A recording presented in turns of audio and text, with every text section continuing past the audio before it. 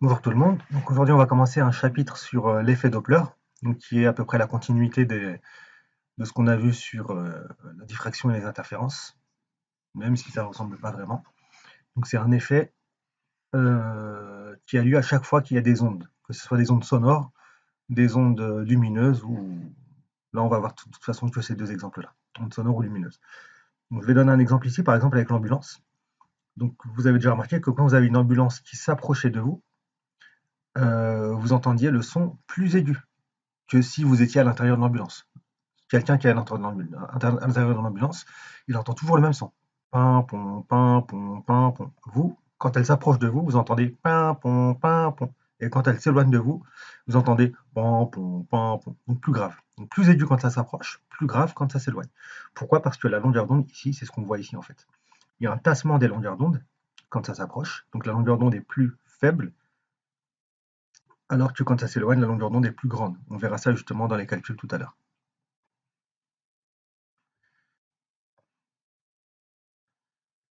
Qu'est-ce que l'effet Doppler?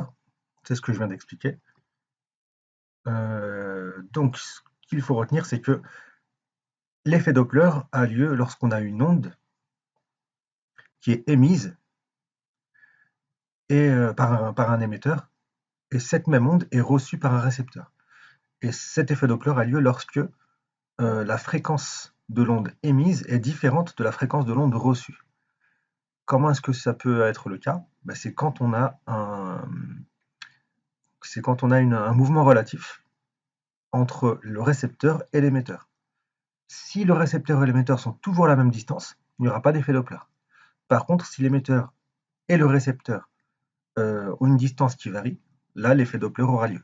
Donc, vous aurez une fréquence qui sera différente entre l'émetteur et le récepteur. Prenez l'exemple, par exemple, d'une personne qui vous lance une balle. Donc, imaginez, je vous lance une balle par seconde. Je vous lance une balle par seconde, vous ne bougez pas, je ne bouge pas. Donc là, il n'y a pas d'effet Doppler. Vous allez recevoir une balle par seconde, comme moi j'ai envoyé une balle par seconde. Par contre, si je m'avance vers vous, j'envoie une balle par seconde, ben, vu que la distance que la balle aura à parcourir sera plus petite à chaque fois que je m'approche de vous, ça veut dire que le temps qu'elle mettra à arriver à vous sera plus court. Donc vous allez recevoir pas une balle par seconde, mais une balle toutes les 0,8 secondes par exemple. Donc ça veut dire que ce temps, qui est la période, donc la période d'émission sera différente de la période de réception. Donc ça veut dire que la fréquence d'émission sera aussi différente de la fréquence de réception. Et ça, en fait, ça a lieu quand je m'approche de vous, si je suis l'émetteur, et que vous êtes le récepteur, ou quand je m'éloigne de vous. Ou alors ça peut être l'inverse aussi, si vous allez vous approcher de moi, ou si vous éloignez de moi. Par contre, s'il n'y a pas d'approchement ou d'éloignement, donc si la distance reste constante, dans ce cas-là, il n'y a pas d'effet Doppler. Et comme je l'ai dit ici, ça a lieu pour tout type d'onde. Donc onde sonore, comme l'ambulance par exemple, onde lumineuse, comme ce qu'on verra tout à l'heure justement pour les étoiles. Quelles sont les conditions? C'est ce que je viens de dire. Il faut que la distance entre l'émetteur et le récepteur varie. Donc dans ce cas-là, il y a plusieurs cas qui sont possibles. On verra chacun de ces 4 cas. Il y a d'autres cas que les 4, mais je donnerai une formule globale après. Donc premièrement, l'émetteur E se rapproche du récepteur R qui est immobile. Ça veut dire que E a une vitesse qu'on va appeler VE, et R, sa vitesse VR est égale à 0. Donc elle n'a pas de vitesse. Donc cette fois-ci, l'émetteur, deuxième cas, s'éloigne du récepteur. Donc pour l'instant, on a vu les deux cas où l'émetteur avait un mouvement et où le récepteur était immobile. Maintenant, on va voir les deux autres cas où le récepteur, cette fois-ci, a un mouvement et l'émetteur est immobile. Donc les deux autres cas, c'est lorsque le récepteur s'approche de l'émetteur qui est immobile ou le récepteur s'éloigne de l'émetteur qui est immobile. C'est ce qu'on a ici. On a un autre cas qu'on verra plus tard. Je ne vous montrerai pas par contre la démonstration, mais je vous donnerai la formule globale. C'est dans le cas où le récepteur et l'émetteur sont tous deux en mouvement. Donc soit l'un s'approche, l'autre s'éloigne, soit les deux se rapprochent mais avec une vitesse différente, parce que si c'est la même vitesse, il n'y a pas d'effet Doppler, soit les deux s'éloignent, j'ai dit se rapprochent tout à l'heure, je ne me souviens plus. Donc soit les deux se rapprochent, soit les deux s'éloignent, soit un s'approche et l'autre s'éloigne. Et le dernier cas, c'est lorsque le récepteur et l'émetteur sont fixes. Dans ce cas-là, il n'y a pas d'effet Doppler. Pourquoi? Parce que c'est l'exemple que je vous ai donné tout à l'heure. Il faut absolument que la distance varie. Si les deux sont fixes, la distance ne varie pas, donc il n'y a pas d'effet Doppler. Donc ça veut dire, s'il n'y a pas d'effet Doppler, ça veut dire que la fréquence émise par l'émetteur sera la même que la fréquence reçue par le récepteur. Donc, premier cas, R est immobile et E s'approche. Donc la distance ER diminue, donc si elle diminue, ça veut dire que c'est l'émetteur qui s'approche. Dans ce cas-là, on a ces trois cas-là. Qu'est-ce qui change? C'est juste la période, la fréquence et la longueur d'onde qui varient. Donc la période de l'émetteur sera différente de la période du récepteur, la fréquence de l'émetteur et la fréquence du récepteur seront différentes, et la longueur d'onde de l'émetteur et celle du récepteur seront différentes. Par contre, ne vous trompez pas sur ça, parce que j'ai eu déjà ces cas-là, ces questions-là d'élèves, la vitesse de l'onde, donc la célérité de l'onde, elle ne varie jamais. Donc ne vous trompez pas sur ça. C'est juste la période, la fréquence et la longueur d'onde. Et dans ce cas-là, vous pouvez prendre par exemple l'exemple de l'ambulance. L'ambulance, quand elle s'approche de vous, qu'est-ce que vous entendez? Vous entendez une fréquence plus grande, un son plus aigu, donc une fréquence plus grande. Donc c'est ce qu'on a ici. La fréquence est plus grande que celle de l'émetteur. La fréquence reçue est plus grande que celle que l'émetteur émet. Comme vous avez la fréquence qui est égale à 1 sur T, donc c'est inversement proportionnel, donc ça veut dire que ici le signe sera différent. Donc ça veut dire que la période sera plus petite que la période d'émission. La période de réception sera plus petite que la période d'émission. Et pour la longueur d'onde, vous avez lambda égale à c fois t, donc lambda est proportionnel à t, donc vous avez le même signe ici, entre lambda et t.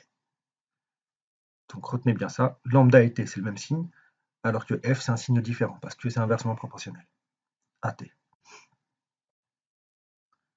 Donc dans ce cas-là, vous allez avoir TR qui sera plus petit que TE, parce que vous avez cette relation-là. Donc TR est égal à TE fois C, donc C c'est la vitesse du son, dans ce cas-là, donc la vitesse de l'onde en fait, moins VE, la vitesse de l'émetteur, divisé par C. C moins VE, c'est forcément plus petit que C. Si vous faites 10 moins 2 sur 10, ça va être 8 sur 10, donc c'est 0,8. Donc ça, c'est plus petit que 1. Comme ça, c'est plus petit que 1, vous avez forcément TR qui va être plus petit que TE. Mais je reviendrai sur ça tout à l'heure. Et ensuite, on va revoir ces démonstrations-là. Comment est-ce qu'on trouve ces trois différentes choses. Quand cette fois-ci, ER diminue, mais avec E qui est immobile, ça veut dire que c'est R qui s'approche. Donc si c'est le récepteur qui s'approche, cette fois-ci, qu'est-ce que vous allez avoir? Vous n'allez pas avoir C moins VE ici, mais vous allez avoir C plus VR ici. Pourquoi? Parce que VE est égal à 0. L'émetteur n'a pas de vitesse ici. Cette fois-ci, c'est le récepteur qui a une vitesse. Le récepteur, il va toujours se retrouver en bas. Pour le cas de, je prends toujours comme référence la période, pas la fréquence. Donc ça se retrouve toujours en bas, alors que la vitesse d'émission, vitesse de l'émetteur, se trouve toujours en haut. Quand ça s'approche, quand l'émetteur s'approche, c'est C moins VE. Quand le récepteur s'approche, c'est C plus VR. Pour que tout ça soit toujours inférieur à 1. Pour que ce soit inférieur à 1, il faut toujours que soit ce qui est en haut soit plus petit que ce qui est en bas, soit ce qui est en bas soit plus grand que ce qui est en haut. Ça revient même. Donc pour que ça ce soit plus grand que C, il faut ajouter VR et pas retirer VR. Ensuite, ça va être la même chose pour les deux autres cas, mais cette fois-ci, on va changer le signe. Donc quand l'émetteur s'éloigne, on va mettre un plus ici, plus, plus, et dans ce cas-là, ça va être l'inverse, donc la fréquence reçue sera plus petite que la fréquence émise, donc c'est l'inverse de quand ça se rapproche, et quand c'est le récepteur qui s'éloigne, cette fois-ci, comme c'était un plus tout à l'heure en bas, cette fois-ci, ça va être un moins en bas. Donc pour récapituler, qu'est-ce qu'on a? La formule générale. On a TR est égal à TE fois, en haut, on avait toujours VE, et en bas, on a toujours VR. Quand ça s'approche, on a un moins. Donc quand l'émetteur s'approche, on a un moins, donc C moins VE. Quand l'émetteur s'éloigne, on a C plus VE. Quand le récepteur s'approche, on a C plus VR. Quand le récepteur s'éloigne, on a C moins VR. Donc, vous avez tous les cas ici. Donc, cette formule-là, si vous la retenez, vous avez tous les cas possibles. Vous avez même les cas où l'un s'éloigne et l'autre se rapproche, etc. Donc, ceux que je vous ai dit qu'on n'allait pas voir en démonstration. Et donc, par analogie, vous avez la même chose pour la fréquence reçue et la longueur d'onde reçue. C'est le même cas, comme TR et lambda R, je vous ai dit tout à l'heure, c'était proportionnel, donc vous ne changez pas ici. Vous avez toujours C plus ou moins VE et C plus ou moins VR en bas, donc comme ici. Alors que comme T et F sont inversement proportionnels, donc vous changez le numérateur et le dénominateur. Donc C plus ou moins VE se trouve au dénominateur, et C plus ou moins VR se trouve au numérateur, pour la fréquence. Donc maintenant, on va rentrer dans le vif du sujet. Qu'est-ce qu'on a besoin pour ces démonstrations, pour démontrer ces formules-là? Ces formules-là, en fait, elles ne sont pas compliquées, mais il faut juste être très très méthodique. Donc on va prendre 4 temps successifs. Le premier temps, à chaque fois qu'il faut prendre, c'est le temps où l'émetteur va envoyer son premier signal. Donc, premier temps, il envoie son premier signal. Deuxième temps, le récepteur reçoit le premier signal. Troisième temps, l'émetteur envoie son deuxième signal. Et quatrième temps, le récepteur reçoit le deuxième signal. Donc, émission du premier signal, réception du premier signal, émission du deuxième signal, réception du deuxième signal. Donc c'est assez simple. Donc vous prenez ces 4 cas-là, et ensuite vous pouvez retrouver la chose. La seule chose que vous avez besoin, en fait, c'est de savoir manipuler la formule V est égal à D sur delta T. C'est tout. Donc dans tous ces... avec tous les cas possibles. Donc soit c'est V est égal à D sur delta T, donc soit D est égal à V fois delta T, soit delta T est égal à D sur V. Donc on verra ces différents cas. Donc il faut vraiment maîtriser juste ça. Une fois que vous avez ça, vous pouvez faire la démonstration. Donc on va faire le premier cas. Donc E s'approche de R, qui est immobile. Donc ici, qu'est-ce qu'on a? On a l'ambulance qui s'approche du récepteur qui est un bonhomme de passage, qui ne bouge pas. Donc lui, il est en train d'attendre un feu rouge, par exemple, et il voit l'ambulance s'approcher. Il entend l'ambulance s'approcher. L'ambulance envoie un premier signal, qui a une vitesse qui est différente de la vitesse de la voiture, de l'ambulance. La vitesse de l'ambulance, c'est VE, la vitesse de l'émetteur, et la vitesse du son, donc le signal, c'est le son qui est envoyé, donc pas un pont, c'est la vitesse du son, donc C. Je mets C ici parce que ça peut être un cas différent, donc on met célérité, parce que ça pourrait être aussi la vitesse de la lumière, si l'onde, c'est la lumière. Donc dans ce cas-là, comme ça, on ne change pas la formule générale. Par contre, si on vous demande dans un exercice un cas précis où cette fois-ci c'est la vitesse du son, qu'on peut appeler par exemple V-son, à la place du C, vous mettez V-son, ça revient même. Donc quelle est cette distance-là? C'est la distance entre l'ambulance et le récepteur. Et on va voir pourquoi c'est égal à C fois T1 moins T0. Donc T0, c'est le départ du premier signal. Donc le premier signal est ici. Il va avancer jusqu'à arriver en quelques fractions de seconde jusqu'au récepteur, parce que la vitesse du son est assez importante. C'est quoi T2? Plutôt j'ai mis T0 ici, donc qu'est-ce que T1? T1, donc le deuxième temps, c'est quand le récepteur va recevoir le premier signal. Donc le premier signal est arrivé, est parti ici, et il est arrivé là.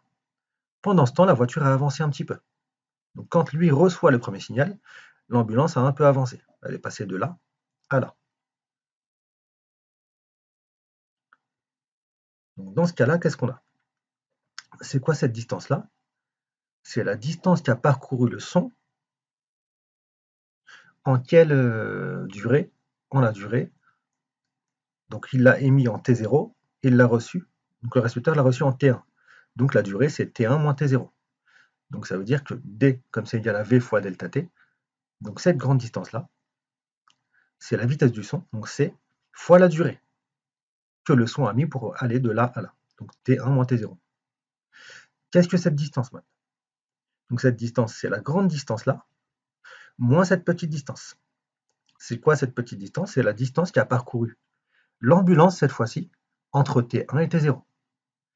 Donc c'est quoi une distance? C'est V fois delta T. Donc quelle est cette vitesse? C'est la vitesse de l'ambulance cette fois-ci. Donc VE, la vitesse de l'émetteur, fois T1 moins T0. Donc cette distance-là, c'est D, donc elle est ici, moins cette petite distance, qui est la distance qui a parcouru l'ambulance, donc l'émetteur, entre le temps T1, T0 et T1. Donc T1 moins T0. Donc D1, c'est ça. Donc T1 moins T0, qu'est-ce que c'est? C'est D sur C. Donc ça, on peut le trouver ici. Ou alors, vous pouvez le retrouver aussi. Delta T, on a dit que c'était D sur V. Et si on prend la vitesse du son, quelle distance a parcouru le son entre T1 et T0? C'est la distance D. Donc c'est D sur C. Sachant que, je vais vous le dire tout de suite, qu'est-ce qui va être intéressant ici? Donc là, j'isole T1, mais je vais vous expliquer en fait pourquoi je fais tout ça. Moi, ce qui va m'intéresser, ça va être de trouver un lien entre TR et TE. Et qu'est-ce que TR? Qu'est-ce que TE? TE, c'est la durée, donc c'est une période, c'est la période d'émission. C'est quoi une période d'émission? C'est la durée entre deux signaux successifs. Quand est-ce que le premier signal a été envoyé? En T0. Quand est-ce que le deuxième signal a été envoyé? En T2. Donc ça veut dire que TE, ça va être T2 moins T0. Donc il faudra que je fasse apparaître à un moment donné T2 moins T0.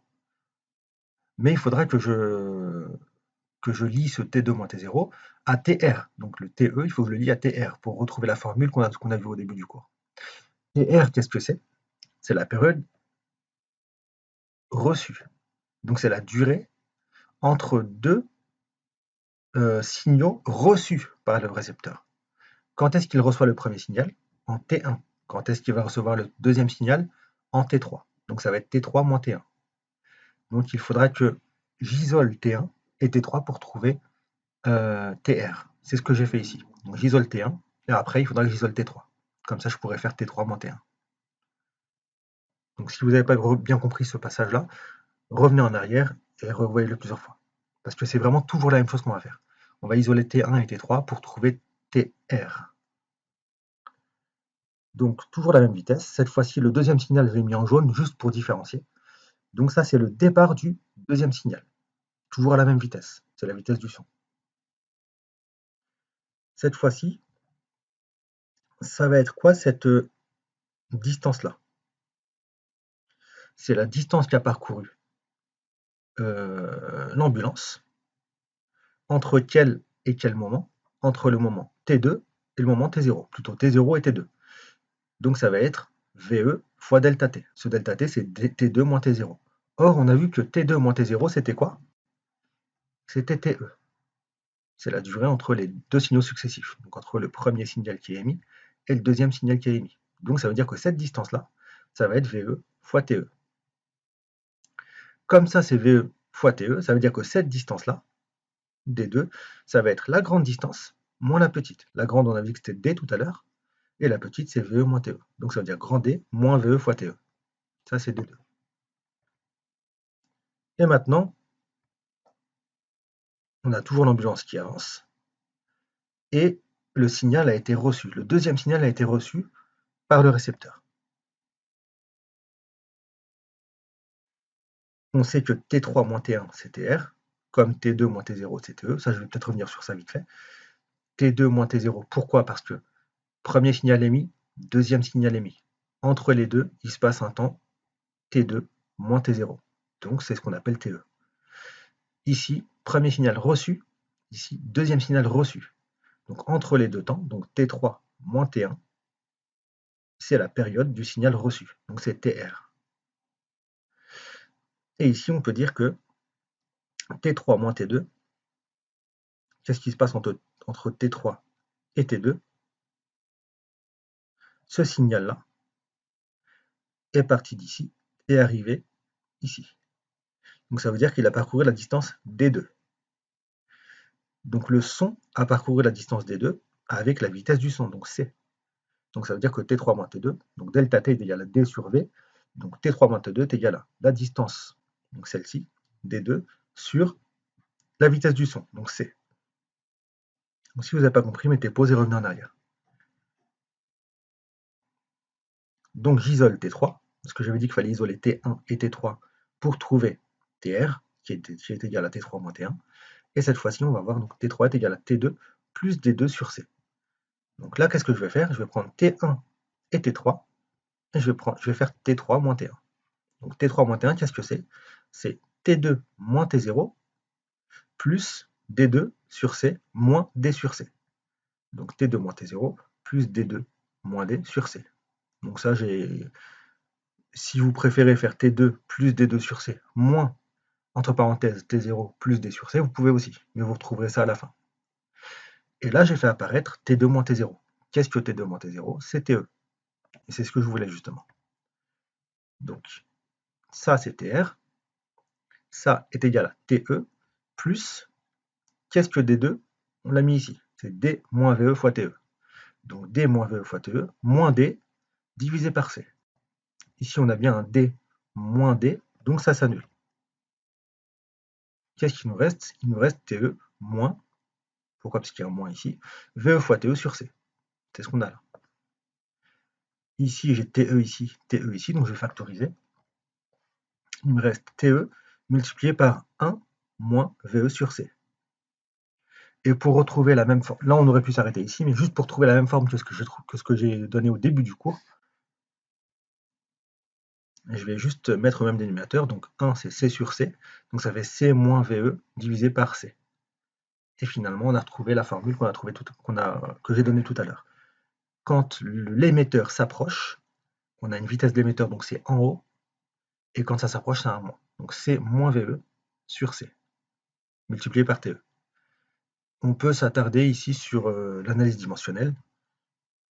C moins VE, c'est une vitesse, donc c'est mètres par seconde. C, c'est aussi une vitesse, des mètres par seconde. Donc ça et ça s'annule, ça se simplifie. Donc c'est sans unité, tout ça. Et ici, donc on a l'unité de TR qui est égale à l'unité de TE. Forcément, des secondes est égal à des secondes. Donc on est bien.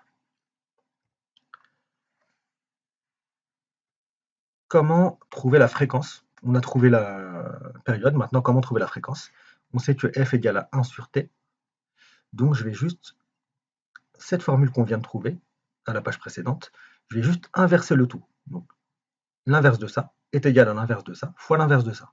Donc 1 sur TR est égal à 1 sur TE fois 1 sur tout ça. Et divisé par un nombre revient à multiplier par son inverse. Donc c'est comme si je multiplie par l'inverse de ça. L'inverse de ça, c'est C divisé par C moins VE. C'est pour ça qu'on a ça ici. Ça, qu'est-ce que c'est? C'est FR, c'est la fréquence reçue. Ça, qu'est-ce que c'est? C'est F1, la fréquence émise. Et on retrouve celle que je vous ai donnée au départ. Pour la terminale, en réalité, les démonstrations, vous n'avez pas à les connaître, mais ça vous permet de bien comprendre ce qu'est l'effet Doppler. Par contre, c'est pour ça que j'ai commencé par ça au début, connaître les formules, c'est mieux. En général, on vous les donne si vous avez un exercice sur ça, mais c'est mieux de les connaître avant, même si on vous les donne. Comme ça, vous savez à quoi fait référence la formule qu'on vous donne. Sachant que ce n'est pas très compliqué à retenir. Donc si E, donc l'émetteur, a une vitesse moins importante que la vitesse du son, ça veut dire que C moins VE va être plus petit que 1. N'importe quoi, ça va être plus petit que C, pardon. Et si C moins VE est plus petit que C, si je divise C par C moins VE, j'aurai quelque chose qui est plus grand que 1. Donc si je fais par exemple 10 divisé par 10 moins 2, donc 10 divisé par 8, ça fait 1, quelque chose. Donc c'est plus grand que 1. Et maintenant, pour à partir de là, trouver si FR est plus grand ou plus petit que FE, vu que C sur C moins VE, il est ici, il ne me reste plus que FE en fait. Donc je multiplie par FE là pour avoir tout ça. Et si je multiplie d'un côté, je multiplie de l'autre côté aussi. Donc je multiplie par FE des deux côtés. Ça me donne FE fois C sur C moins VE est plus grand que FE. Or, qu'est-ce que FE fois C moins VE? C'est FR. Parce que FR est égal à ça. Finalement, on a FR, donc tout ça, qui est plus grand que FE. Donc c'est ce qu'on a vu tout à l'heure, lorsque l'émetteur s'approche, on a un son plus aigu, donc ça veut dire que la fréquence reçue par le récepteur est plus grande que la fréquence émise par l'émetteur. Maintenant, on passe au calcul de longueur d'onde. La longueur d'onde, en général, on ne l'utilise pas vraiment pour le son, mais on va en avoir plus besoin pour la lumière. Parce que pour le son, en général, on parle plus de fréquence, alors que pour la lumière, c'est plus la longueur d'onde. Donc pour les longueurs d'onde, qu'est-ce qu'on a? Quel lien on a entre lambda et t? Parce qu'on est parti de t, c'est lambda égale à c fois t. Donc là, c'est plus simple que tout à l'heure. Je reprends la formule qu'on a trouvée dans la démonstration, je multiplie par c des deux côtés, comme ça je vais avoir c fois tr, et ici je vais avoir c fois te. C fois tr, qu'est-ce que c'est? C'est lambda r. C fois te, qu'est-ce que c'est? C'est lambda e. Donc finalement, j'ai cette expression-là. Et comme tout à l'heure, c moins ve est plus petit que c, donc c moins ve sur c est plus petit que 1. Donc si j'ai 10 moins 2 sur 10, ça fait 8 divisé par 10, ça fait 0,8. C'est plus petit que 1. Comme ça est plus petit que 1, si je multiplie par lambda e des deux côtés pour retrouver ça, donc ça fait lambda e fois tout ça, est plus petit que lambda e fois 1, plus petit que lambda e. Tout ça c'est lambda r, donc donc la longueur d'onde reçue est plus petite que la longueur d'onde émise.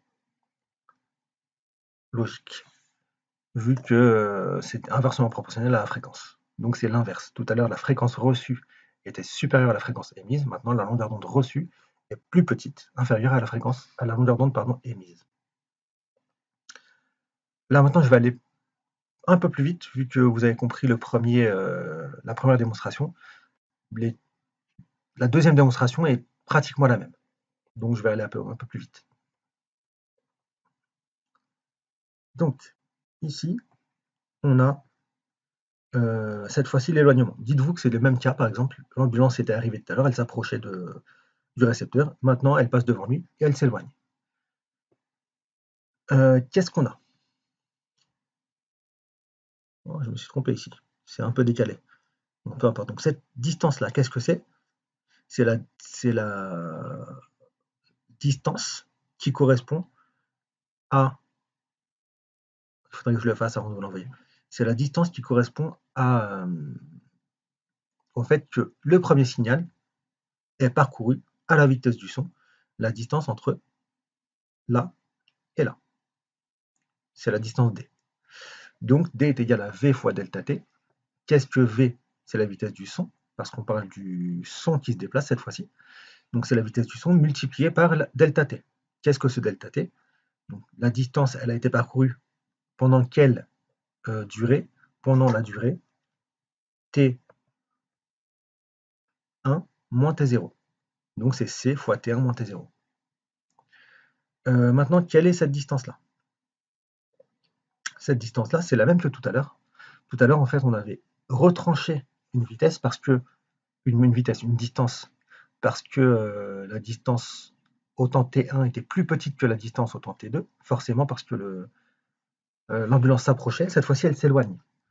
Donc la distance d1, donc celle-ci, est égale à d, donc celle-ci, qu'on a ici, plus cette petite distance-là. C'est quoi cette petite distance?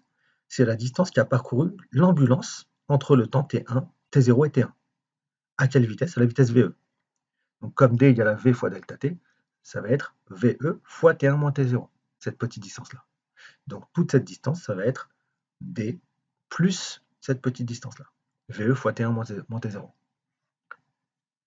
Donc t1 moins t0, c'est d sur c, c'est ce qu'on a ici. Donc j'isole t1. Après, on isolera t3, rappelez-vous. Donc, troisième instant, donc l'instant t2, c'est l'émission du deuxième signal. Cette fois-ci, d2, qu'est-ce que ça va être? Ça va être la distance d plus la distance qui a parcouru l'ambulance entre là et là.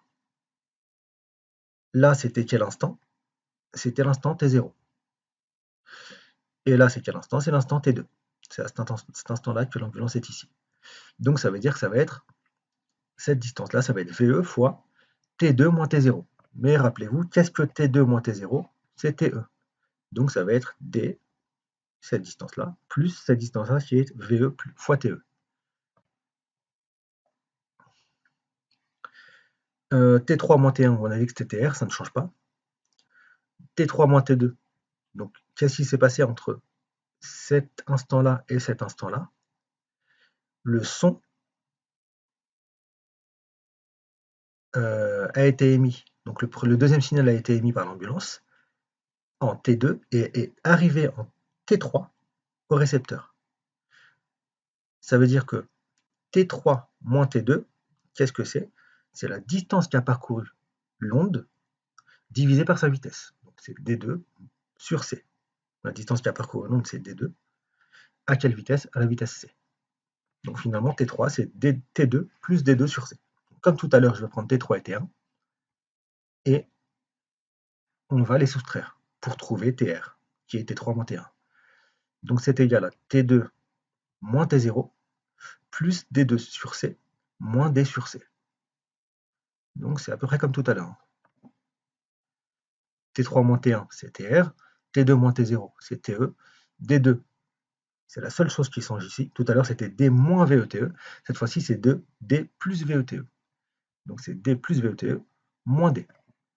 D moins D, ça s'annule. Et il reste TE plus VETE sur C. Donc tout à l'heure, c'était un moins, maintenant c'est un plus. Je factorise par TE. Ça me donne TE multiplié par 1 sur VE sur C. 1 plus VE sur C, pardon. Et pour avoir la même forme que tout à l'heure, j'aurais pu le laisser comme ça, mais pour avoir la même forme que tout à l'heure, je vais multiplier, je vais faire C sur C. Donc 1 est égal à C sur C. Comme ça, je mets tout au même dénominateur. Ça fait C plus VE sur C. Et là, ce qui a changé, c'est tout à l'heure ici, c'était un moins. Quand l'ambulance, donc l'émetteur, s'approchait, maintenant, quand l'émetteur s'éloigne, c'est un plus. Mais sinon, c'est la même formule. La seule chose qui change, c'est un plus à la place du moins. Donc, je vais aller très vite ici. C'est la même chose. Ça va être un plus, en bas cette fois-ci et pas un moins. Donc, cette fois-ci, qu'est-ce qui est plus grand? Le numérateur ou le dénominateur? Comme c'est un plus, c'est le dénominateur qui va être plus grand. Si le dénominateur est plus grand que le numérateur, on a quelque chose qui est plus petit que 1. Si c'est plus petit que 1, ça veut dire que si je multiplie par FE des deux côtés, j'aurai FR qui sera plus petit que FE. Donc cette fois-ci, lorsque l'ambulance s'éloigne, on aura une fréquence reçue qui sera plus faible que la fréquence émise. Donc le son sera plus grave. Je me suis trompé ici. J'ai laissé plus aigu. En fait, je vais le changer. Je vais le changer, mais si vous révisez sur la vidéo, je ne pourrais pas le changer. Donc dites-vous que ici c'est grave, c'est pas aigu. Je me suis trompé. Je vérifie juste que tout à l'heure j'ai bien mis grave. J'ai bien mis aigu, pardon.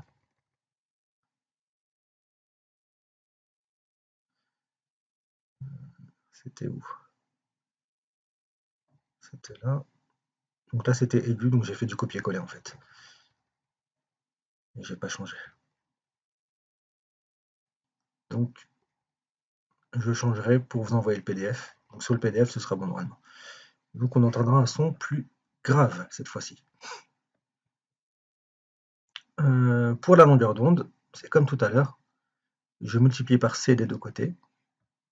Là et là, comme ça, ici j'ai lambda R et ici j'ai lambda E. Et ici, donc, la seule chose qui change, c'est un plus par rapport à tout à l'heure. Tout à l'heure, c'était un moins. Donc finalement, la longueur d'onde reçue sera plus grande que la longueur d'onde émise dans le cas où l'émetteur s'éloigne du récepteur qui est immobile. On voit le troisième cas. Donc je vous conseille de les faire vous-même, hein, les cas. Vous les regardez une fois, si vous voulez en plusieurs fois, en vidéo ou sur PDF. Et après, essayez de les faire vous-même, les cas. Surtout pour ceux qui iront ensuite en physique ou en médecine, parce que vous verrez l'effet Doppler. Et par contre, cette fois-ci, dans le supérieur, on vous demandera de connaître la démonstration. Donc, qu'est-ce qui va changer cette fois-ci? Cette fois-ci, c'est le récepteur qui a un mouvement et l'émetteur est immobile. Donc, c'est le récepteur qui s'approche dans le cas numéro 3. Le récepteur s'approche. Donc, on a une distance D à l'instant T0 entre l'émetteur et le récepteur. Quelle est cette distance lorsque le récepteur va recevoir le premier signal. Donc, le premier signal est émis en T0 et il est reçu en T1. Entre les deux, le récepteur s'est approché.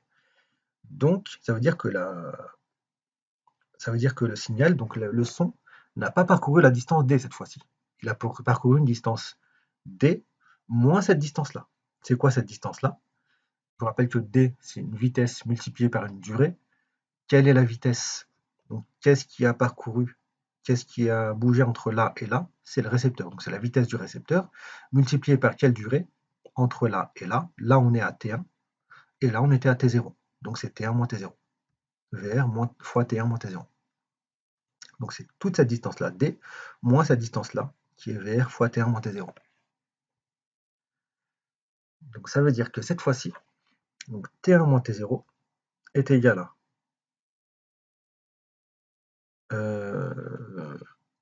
je vais reprendre comme tout à l'heure. C'est égal à D1 divisé par C.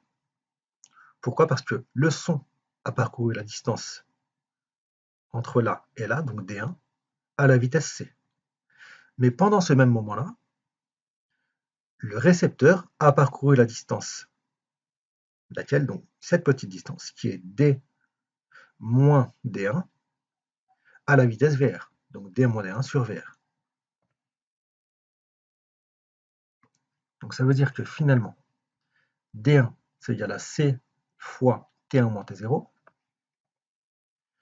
mais D1, c'est aussi égal à, si je prends ça, dites-vous que D moins D1, c'est égal à VR fois T1 moins T0, et ensuite le D, je le passe de l'autre côté. Donc faites-le si vous voulez chez vous, ça vous donne D moins VR fois T1 moins T0. Et c'est ce que j'ai mis ici, sinon. Je l'avais expliqué d'une autre manière, mais ça revient au même. Donc comme j'ai deux D1 différents, un dans lequel j'ai pris en compte le mouvement du son, et le deuxième dans lequel j'ai pris en compte le mouvement du récepteur, donc D1 est égal à D1. Ça veut dire que ça est égal à ça. Et c'est ce que je vais faire ici. Finalement, rappelez-vous, ce que je veux dans cette étape-là, c'est trouver T1. Donc je vais isoler T1. Et en bas, je vais isoler T3 pour avoir T3 moins T1, donc TR. Donc D, c'est égal à quoi? Je passe VR fois T1 moins T0 de l'autre côté. Donc ça fait C fois T1 moins T0 plus VR fois T1 moins T0. Donc je peux factoriser T1 moins T0. Il me reste C plus VR. Donc ça, j'ai fait une seule étape entre là et là, alors que vous pouvez en faire deux ou trois si vous voulez. Vous faites-le chez vous. Et finalement, T1 moins T0, c'est égal à D divisé par C plus VR. Et T1 est égal à T0, je passe le T0 de l'autre côté, plus D sur C plus VR. Ensuite, maintenant, je veux avoir T3. Donc, qu'est-ce qui se passe en T2? En T2, quand le deuxième signal est émis, le récepteur, pardon, s'est encore approché un petit peu de l'émetteur. Donc, quelle est cette distance-là? C'est la distance grand D, donc la distance qu'il y avait au départ entre l'ambulance et le bonhomme, moins cette distance-là, qu'a parcouru le bonhomme pendant quelle durée? La durée, ici on est à T2, et ici on était à T0. Donc T2 moins T0. T2 moins T0, qu'est-ce que c'est? Je vous rappelle que c'est TE. Donc ça veut dire que c'est VR fois TE, cette distance-là. Ça, c'est VR fois TE. Donc ça veut dire que cette distance-là, c'est toute la distance D moins VR fois TE. À l'instant T3, qu'est-ce qui se passe? Donc le signal était ici, en T2, et en T3, il est arrivé au récepteur, qui a parcouru encore une petite distance ici, à la vitesse VR. Qu'est-ce que je vais avoir? T3 moins T2, c'est quoi? C'est la durée pendant laquelle le son a parcouru la distance entre l'émetteur et le récepteur. Donc cette distance-là, c'est D3. Donc c'est D3 sur C. Ça, c'est pour le son. Je me suis intéressé au son. Maintenant, si je m'intéresse au bonhomme, quelle distance il a parcouru entre T3, pardon, T2 et T3?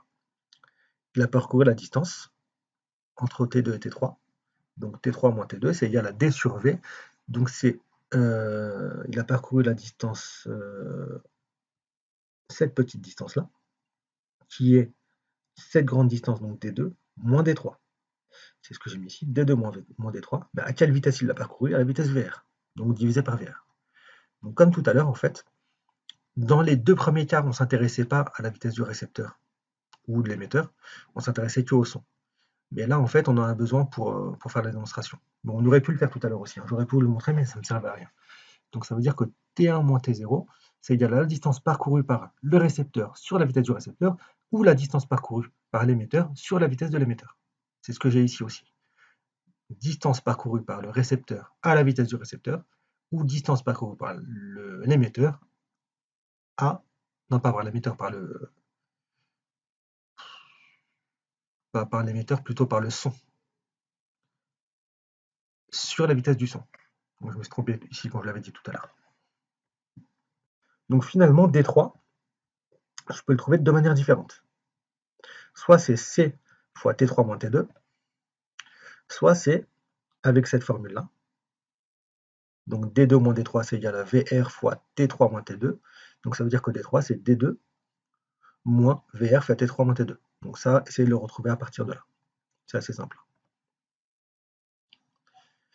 Finalement, D3 est égal à D3, donc C fois T3 moins T2 est égal à D2 moins VR fois T3 moins T2. C'est ce que j'ai écrit ici. Je vais passer VR fois T3 moins T2 de l'autre côté. Comme c'est un plus, un moins ici, ça va devenir moins de l'autre côté. Non, n'importe quoi. Comme c'est un moins ici, ça devient plus de l'autre côté. Et comme j'ai T3 moins T2 en facteur commun, je factorise par T3 moins T2. Donc je vais avoir C plus VR en facteur. Et finalement, T3 moins T2, c'est égal à ça, donc D2, sur C plus VR. Et comme je veux isoler T3, je passe de T2 de l'autre côté, ça devient plus T2. Donc T2 plus D2 sur C plus VR. J'ai T3, j'ai T1. Je vais faire T3 moins T1. Donc ça donne T2 moins T0, comme tout à l'heure, plus D2 sur C plus VR, moins D sur C plus VR. Donc C plus VR, c'est le même dénominateur, donc je peux directement soustraire D2 moins D. C'est ce que j'ai ici. Ça, qu'est-ce que c'est? C'est TR. Ça, qu'est-ce que c'est? C'est TE. Vous l'avez ici. TE, TR. Donc j'ai plus qu'à mettre TR est égal à TE plus tout ça, sachant que D2, on l'avait ici, c'est D moins VR fois TE. Donc j'aurai un D moins D qui va apparaître, comme tout à l'heure. Ça s'annule. Et donc j'ai TE moins VR sur TE sur C plus VR. Je factorise par TE des deux côtés. Donc finalement, je vais avoir 1 moins VR sur CR plus VR. Et je mets tout au même dénominateur. Le même dénominateur, c'est C plus VR. Donc en haut, je vais avoir C plus VR sur C plus VR. Donc ça va faire C plus VR moins VR. Donc il ne me reste plus que C ici. Et en bas, il me reste C plus VR. Donc on retrouve ce qu'on a dit tout à l'heure. C'est-à-dire quand c'est le récepteur qui approche, la vitesse du récepteur apparaît en bas. Quand il s'approche, c'est un plus pour la période. Là, on a un plus. Alors que quand l'émetteur s'approchait, c'était un moins en haut, moins VE. Donc là, je vais aller assez vite, parce que ça va être la même chose que tout à l'heure. On a la même formule que pour T, sauf qu'on inverse. Donc FR égale à FE fois l'inverse de ce qu'on avait tout à l'heure. On avait C sur C plus VR. Là, on a C plus VR divisé par C. Comme il s'approche, on a la fréquence reçue qui est supérieure à la fréquence émise. Donc ça veut dire que le son est plus aigu. Pour la longueur d'onde, on multiplie par C des deux côtés. Donc on a la même chose que pour TR. Ce qui change, c'est juste le lambda, mais ça revient au même, ce qu'on a dans la parenthèse. Donc lambda R va être plus petit que lambda E. Quatrième cas, là je vais aller encore plus vite je pense, parce que c'est la même chose que ce qu'on avait tout à l'heure. Donc, où je vais même vous laisser le regarder chez vous, parce que c'est le même cas que le cas numéro 3. Il y a juste une petite chose qui change. Rappelez-vous juste les étapes. Première étape, c'est le signal qui est émis. Deuxième étape, le signal est reçu. Donc T1 moins T0, c'est soit la distance parcourue par le récepteur sur la vitesse du récepteur. Donc la distance parcourue par le récepteur, c'est ça. Donc c'est D moins D1. Non, pardon, c'est D1 moins D, cette petite distance-là, divisé par la vitesse du récepteur. Soit je m'intéresse au son, donc c'est la distance parcourue par le son, divisé par la vitesse du son. Quelle est la distance parcourue par le son? Le son, il est parti d'ici, il est arrivé ici. Donc la distance, c'est D1. Donc D1 divisé par la vitesse du son. Là, je vais aller assez vite, c'est que des mathématiques. Donc finalement, j'ai isolé à partir de ça, j'ai isolé T1. Donc j'ai D1 est égal à là, D1 est égal. Ensuite, j'ai ça est égal à ça, donc ça est égal à ça. Ensuite, je développe tout ça et j'isole mon T1. Je fais la même chose pour T3 moins T2. T2, c'est lorsque le deuxième signal est émis. T3, c'est lorsque le deuxième signal est reçu. Donc, deux manières de faire. T3 moins T2, c'est D sur V. Donc, soit c'est la distance parcourue par le récepteur divisée par sa vitesse du récepteur. Quelle est la distance parcourue par le récepteur? C'est entre là et là. Donc, c'est cette grande distance-là, D3, moins la distance D2, divisée par la vitesse du récepteur. Soit je m'intéresse au son. Donc, c'est la distance parcourue par le son divisée par sa vitesse, la vitesse du son. Quelle est la distance parcourue par le son entre là et là? C'est toute cette distance-là, T3, divisée par la vitesse du son. Ensuite, j'isole D3 des deux côtés, et je fais l'égalité entre les deux. Donc ça est égal à ça. Et j'isole mon T3. Finalement, j'ai T1 et j'ai T3. Je peux faire T3 moins T1. T3 moins T1, c'est TR. T2 moins T0, c'est TE. Donc je vais avoir ça. Le D2, je le remplace par ce que j'ai trouvé ici. Et donc j'ai les D qui s'annulent. Et comme tout à l'heure, on va avoir la même chose. La seule différence, c'est que j'ai un moins qui apparaît ici, alors que tout à l'heure c'était un plus. Dans le cas numéro 3, c'est un plus. Donc, quand je mets au dénominateur, ça me fait C-VR sur C-VR, le 1 là, C-VR sur C-VR. Donc C-VR plus VR, ça fait C. Et en dessous c'est C-VR. Donc cette fois-ci, quand le récepteur s'éloigne, on a un moins en bas, avec la vitesse du récepteur, parce que forcément, c'est le récepteur qui a une vitesse. L'émetteur n'a pas de vitesse. Et là, bon, je vais aller plus vite. Donc là, on a un son plus grave, parce qu'on a une distance qui grandit entre l'émetteur et le récepteur. Et ici, par contre, par rapport à tout à l'heure, je ne vous l'ai pas dit, entre le cas numéro 4 et le cas numéro 2, ou le cas numéro 1 et le cas numéro 3, donc imaginez que la distance diminue. Ça veut dire que, imaginez que l'émetteur, donc la voiture, l'ambulance, s'approche de vous. Quand elle s'approche de vous, vous entendrez un son plus aigu. Et ça dépend de la vitesse. Ce sera beaucoup plus aigu si la vitesse est grande, ce sera un tout petit peu plus aigu si la vitesse est faible. Donc, dites-vous que si cette fois-ci c'est l'émetteur qui est immobile et que c'est vous qui vous approchez de l'émetteur, donc comme vous avez une vitesse très faible par rapport à une voiture, donc vous entendrez pratiquement pas de différence, vous, en fait, entre quand vous êtes arrêté et quand vous avancez vers le véhicule. Il faut avoir une certaine vitesse pour entendre la différence. Mais la fréquence sera quand même différente. Si vous voulez, faites le calcul de PR, de FR avec une petite vitesse, et le même calcul avec une vitesse un peu plus grande, et vous verrez que la différence n'est pas la même.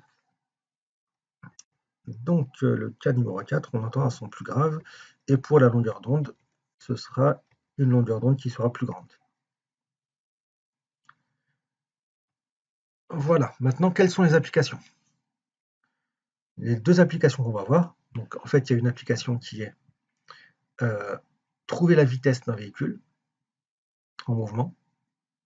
Deuxième application, ça va être le mouvement des étoiles. Dans cette application-là, les radars, en fait, je vous incite à faire des exercices sur les radars. Ça vous donnera justement un peu plus un peu plus de quelque chose d'un peu plus précis que ce que je vais voir là en cours. Parce que ce que je vais voir en cours, en fait, je ne vais pas prendre en compte l'angle qui est ici. Parce que entre la route et, euh, et la vitesse émise par le son, l'ultrason ici ou peu importe, on a un certain angle qu'on ne prendra pas en compte tout à l'heure en fait. On va faire comme si que cet angle-là n'existait pas. Mais en réalité, il existe. Donc c'est pour ça que dans certains exercices sur les radars, vous voyez un cosinus ou un sinus d'un angle qui est en jeu, alors que dans ce que je vais vous montrer moi, il n'y a pas vraiment ça. Comment déterminer la vitesse d'un véhicule lorsque vous avez accès à la fréquence de ce véhicule lorsqu'il avance, lorsqu'il s'approche de vous, et à la fréquence de ce véhicule lorsqu'il s'éloigne de vous. De vous plutôt une sorte de radar où imaginez que vous ayez un téléphone, vous filmiez une voiture qui s'approche de vous puis qui s'éloigne de vous. Donc si vous la filmez, vous avez aussi le son. Et ce son-là, en fait, il y a plusieurs logiciels qui sont capables de déterminer la fréquence fondamentale de ces sons-là. Et donc si vous avez la fréquence à l'approche et la fréquence à l'éloignement, vous pouvez trouver la valeur de la vitesse. Exemple dans Taxi, par exemple. Taxi 2. À un moment donné, je vous l'avais dit en cours, vous avez un radar, en fait, et Taxi arrive à toute vitesse au niveau du radar, et le radar indique, je ne me souviens plus exactement, 300 km/h ou un peu plus ou un peu moins, je ne me souviens plus exactement. Et bien, rien qu'avec le son, vous êtes en mesure de savoir si c'est vrai. Est-ce qu'il était vraiment à 300 km/h ou pas? Donc, comment faire? Ben, vous prenez par exemple la vidéo que vous avez, vous isolez le son, donc la petite partie pendant laquelle la voiture s'approche puis s'éloigne du radar, donc c'est cette partie-là. Ici, vous voyez que l'intensité est très grande, ça veut dire qu'il est à côté du radar, alors que ici l'intensité du son est petite. Pourquoi? Parce que c'était un peu plus loin. Et là aussi, il est plus loin. Donc, vous zoomez ici et vous zoomez ici. Là, c'est à l'approche et là, c'est à l'éloignement. Donc, comme c'est à l'approche, vous avez un C moins VE en bas pour la fréquence. Et comme c'est à l'éloignement, vous avez un C plus VE en bas pour la fréquence. Si c'était la période, vous aurez C plus VE en haut et C moins VE en haut. Donc, ici, pourquoi est-ce que j'ai mis FR et FR' alors que j'ai mis FE et FE? Parce que la fréquence émise est la même. Quelqu'un qui est dans la voiture, s'il est toujours à la même vitesse, il ne verra pas de différence dans le son de la voiture quand il est à l'intérieur de la voiture. Par contre, vous, si vous êtes à l'extérieur, quand il s'approche, vous entendez un son plus aigu. Quand il s'éloigne, vous entendez un son plus grave. Pourquoi? Parce que la fréquence ici, comme c'est plus aigu, ça veut dire qu'elle est plus grande. Donc ça veut dire qu'on a plus de signaux en moins de temps et que la fréquence ici est plus petite. Et finalement, on peut trouver la vitesse de l'émetteur, donc la vitesse de la voiture. Comment est-ce qu'on fait? C'est ce que je vais vous montrer ici. Grâce à ces deux formules-là. Donc on a FR est égal à FE fois tout ça, et FR' est égal à FE fois tout ça. Donc FR c'est égal à... C'est ce que je viens de dire en fait. Donc maintenant j'isole. Il y a deux façons de faire. Donc regardez ici. Soit je prends les deux formules, j'isole FE dans les deux cas. Comment est-ce que j'isole FE? Donc ça, je le passe de l'autre côté, ça fait FR divisé par ça, et divisé par un nombre vient multiplier par son inverse, donc j'ai multiplié par l'inverse de ça. Donc dans les deux cas, j'ai fait ça. Donc FE et FE, comme la fréquence émise est la même à l'approche et à l'éloignement, ça veut dire que ça est égal à ça. C'est ce que je vais mettre ici. Soit vous prenez les deux formules qui sont là, donc les deux que je vous ai mises ici, et vous les divisez, tout simplement. Donc ça divisé par ça est égal à ça divisé par ça, donc ça s'annule, fois ça divisé par ça. Et vous allez retrouver exactement la même chose que là. Donc c'est comme ça vous arrange. Donc, qu'est-ce qu'on fait ensuite? Le C divisé par C, ça simplifie des deux côtés. Il reste FR fois C moins VE est égal à FR' fois C plus VE. Je développe. Une fois que j'ai développé, qu'est-ce qui m'intéresse? C'est trouver VE. Donc en fait, je vais mettre tous les VE d'un côté et tout le reste de l'autre côté. Donc les VE, je vais passer ça ici, ça devient plus, et lui, je l'ai passé ici, ça devient moins. Ensuite, comme je veux isoler VE, je vais factoriser par VE ici. Donc ça fait VE, je factorise par C aussi. Donc C fois FR moins FR', ce que j'ai ici, et là j'ai VE fois FR' plus FR. C'est ce que j'ai là. Et maintenant, pour avoir VE, j'ai plus qu'à passer ça de l'autre côté. Donc je divise par FR' plus FR. Ou FR plus FR', ça revient même. Donc ici c'est FR moins FR', et ici c'est FR plus FR'. Donc ça c'est pour trouver la vitesse d'une voiture par exemple. En réalité, comme je vous l'ai dit, donc c'est ce que je vous ai dit, dans le cas des radars, il faut prendre en compte l'angle que fait la route avec la droite radar voiture. C'est ce que je vous ai dit tout à l'heure. En réalité, dans cette formule-là, il y a un angle en plus qui apparaît.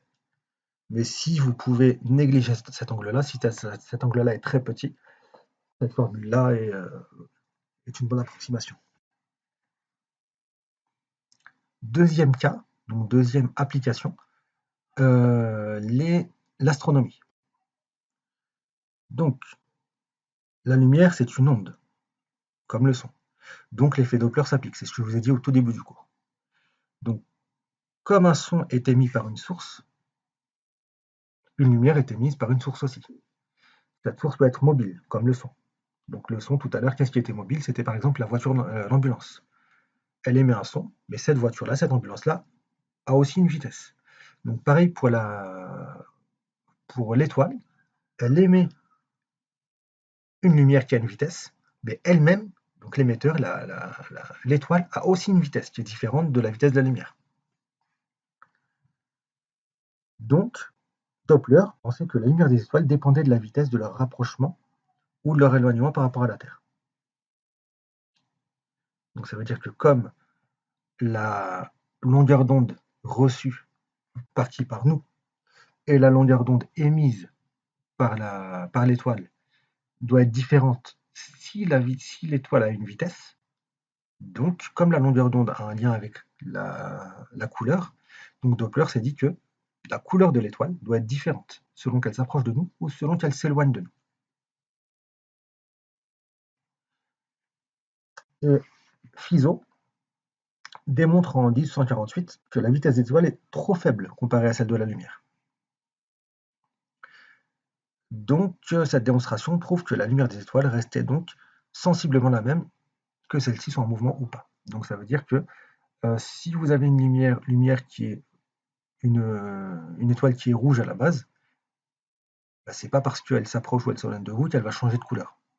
En fait, la vitesse de l'étoile est tellement faible par rapport à la vitesse de la lumière que si vous faites les calculs avec la formule que je vous ai donnée, vous allez trouver que lambda R et lambda E, la différence entre les deux est assez faible. Donc, comment faire?